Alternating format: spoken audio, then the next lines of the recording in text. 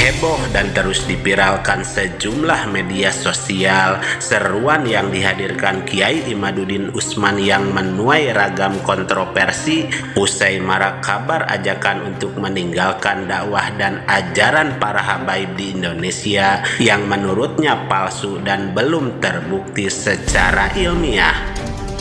Seruan yang akhirnya banyak diekspos para tokoh Islam yang pro dan kontra usai Kiai Imad tersebut mengajak para pendukung untuk menjauhi para habaib yang menurut keyakinannya secara pasti bukan keturunan Nabi, melainkan hanya pendatang yang ingin memanfaatkan kepentingan pribadi semata.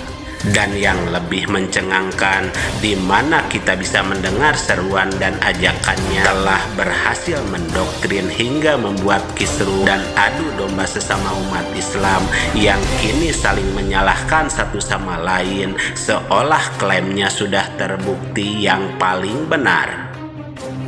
Maraknya kabar yang beredar hingga pentingnya penjelasan soal apa tujuan dan rencana besar Kiai Imaduddin Utsman sebenarnya yang menghadirkan rangkaian dakwah hingga menimbulkan perpecahan semakin meluas. Inilah Buya Yahya dan para tokoh Islam yang menjelaskan hal penting ini. Selengkapnya mari kita bongkar dengan menyimak sampai selesai agar tidak salah paham. Kalau seandainya Habib Bahar bin Smith itu adalah Habib palsu, sudah nggak hidup, ya, sudah nggak berani keluar-keluar zaman dulu, 2010 sudah ditangkap beliau.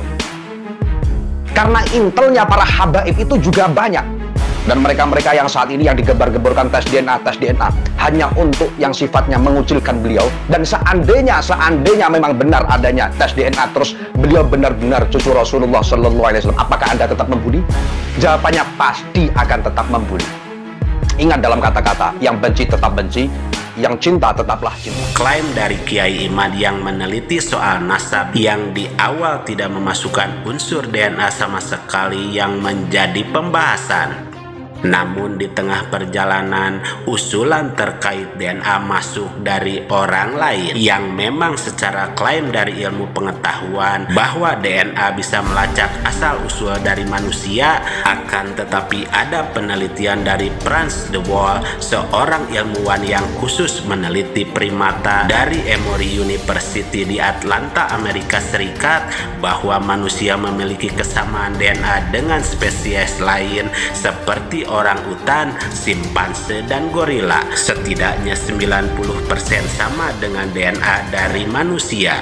Jadi kalau patokannya hanya DNA, maka manusia bisa sama dengan keturunan para binatang tersebut. Jelas hal ini bisa berbahaya jika hanya berpegangan pada DNA karena keterbatasan materi genetik.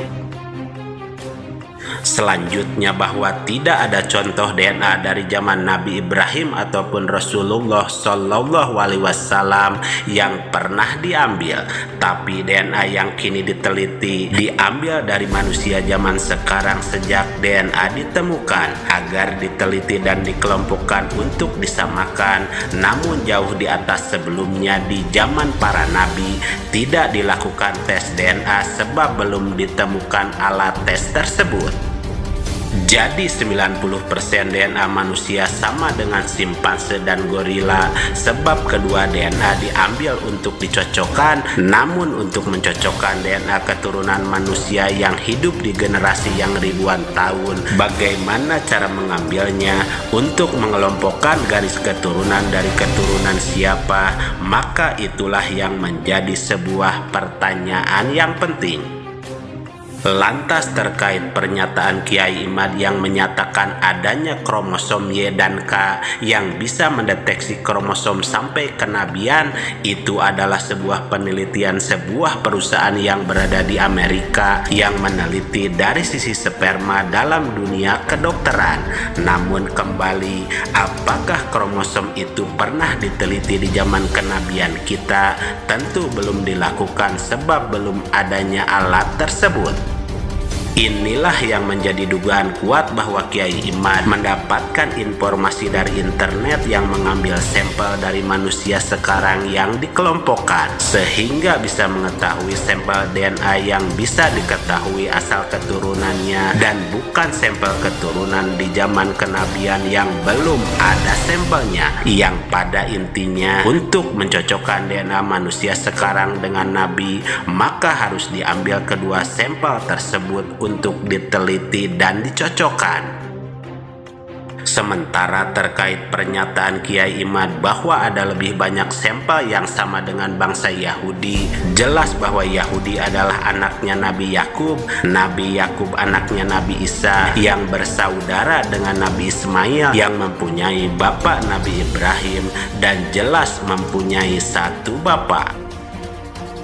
Dan untuk menegaskan soal hal seperti demikian dalam pandangan Islam, inilah pandangan Buya Yahya yang menegaskan hal penting ini. Akan tapi kita melihat permasalahan DNA, bisa saja tentang alatnya mungkin tidak akurat atau tidak benar atau rusak dan sebagainya. Kemudian orang yang menangani mungkin tidak jujur dan sebagainya. Itu bisa jadi begitu, akan tapi tidak usah sampai ke situ deh. Anggap saja menangani jujur, benar, alatnya paling hebat dan sebagainya, tetap tidak bisa untuk menetapkan nasab. Untuk qarinah tentang untuk satu hal sah, tapi untuk menentukan nasab tidak boleh. Apalagi sampai membatalkan nasab, naudzubillah, qadzaf. Membatalkan nasab, orang ini bapaknya ini dikatakan tidak sah gara-gara DNA. Anda sudah datangkan siapa bapaknya? Kalau tidak ada dicabut 80 kali. Hati-hati. Jangan main-main DNA. Jadi harus hati-hati penentuan. Menafikan nasab pun dalam Islam harus hati-hati. Nggak gampang menafikan nasab. Dalam urusan li'an misalnya, menafikan nasab hati-hati. Menentukan nasab adalah ada rambu-rambunya. Maka ingat, kalau sudah kita yakini bahasanya orang itu nasabnya sambung, sudah, Anda jangan banyak tanya. Jangan Anda meragukan. Kalau Anda meragukan, Anda menuduh dia berzina. Naudzubillah. Nuduh orang berzina adalah dosa. Maka itu selesai. Jangan, jadi tidak diperkenankan sama sekali menentukan nasab dengan DNA sama sekali, dan tidak perlu kita masuk ke wilayah itu, baik untuk membuktikan hanya sekedar coba-coba. Karena kalau sedar coba-coba, kalau giliran salah, maka kita akan suudzon kepada bapaknya sendiri, naudzubillah. Dan jangan berharap tidak mungkin salah. Oh tidak, masa mungkin salah? Sementara dari Islam sudah sangat jelas ya. Mohon maaf ya, jangan main-main urusan itu, nggak ada lah, nggak akan ada di bawah. Bahwa untuk menentukan nasab ada ilmunya dan DNA tidak masuk dalam hal ini, maka jangan main-main karena DNA adalah sebuah penemuan baru, tapi bukan untuk menentukan nasab, kata Buya Yahya. Ungkapan Buya Yahya yang membahas langsung soal tes DNA secara umum, namun beliau tidak membahas langsung Kiai Imad yang kini ramai membahas polemik nasab dan masih terus disuarakan di banyak media sosial, yang seolah inilah rencana besar mereka yang tidak bisa kita pungkiri bahwa kini umat Islam sudah berseteru menjadi dua golongan, yang mendukung ataupun yang menolak terkait apa yang diserukan golongan Kiai Imaduddin Usman saat ini. Hati-hati. Lebih baik segera bertobat, meminta maaf kepada Allah Subhanahu wa taala, meminta maaf kepada datuknya para habaib, yakni Kanjeng Nabi Muhammad sallallahu alaihi wasallam. Kualat. Nah, ya. Ingat omongan saya sekarang. Siapapun kalian yang apakah hanya dengan tulisan, apalagi sampai dengan ucapan, mengeluarkan statement pendapat di media ataukah secara langsung, dan Anda ngomong sembarangan, menghina, mencaci maki, memfitnah, meragukan nasab para habaib, hati-hati. Kualat. Saat itu Abah Lutfi dawuh kepada kita semuanya, nah, pengen menghancurkan Indonesia itu caranya adalah dengan menghancurkan Nahdlatul Ulama. Bagaimana cara menghancurkan Nahdlatul Ulama? Caranya gampang, dengan mengadu domba sesama kiai. Kiai ribut dengan kiai, Habib ribut dengan Habib, Gus ribut dengan Gus, bahkan kiai ribut dengan habaib. Itu disampaikan Abah Lutfi sudah sekian tahun yang lalu, dan jawabannya adalah hari ini. Bagaimana di media sosial hari ini kita dibentur-benturkan antara kiai dengan habaib, saling mencela antara satu dan yang lainnya. Padahal mohon maaf, beliau menyampaikan sudah sekian tahun yang lalu. Ternyata yang beliau sampaikan dahulu hari ini benar-benar terjadi. Inilah yang menjadi dugaan kuat kebangkitan umat Islam luar biasa, hingga terjadi sinergi dan persatuan yang kemudian mempunyai kesadaran untuk bersatu, namun dianggap bisa merugikan status quo yang merasa terganggu dengan umat Islam yang solid.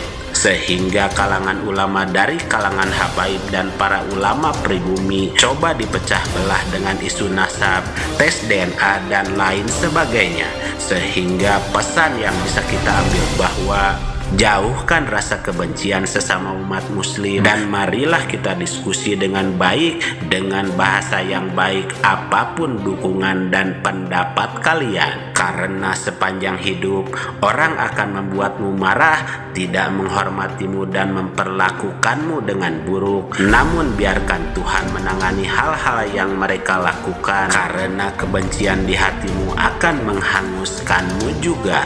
Ingat, kita adalah saudara, sebab satu kalimat syahadat yang kita ucapkan sudah cukup kuat untuk kita saling menghormati satu sama lain.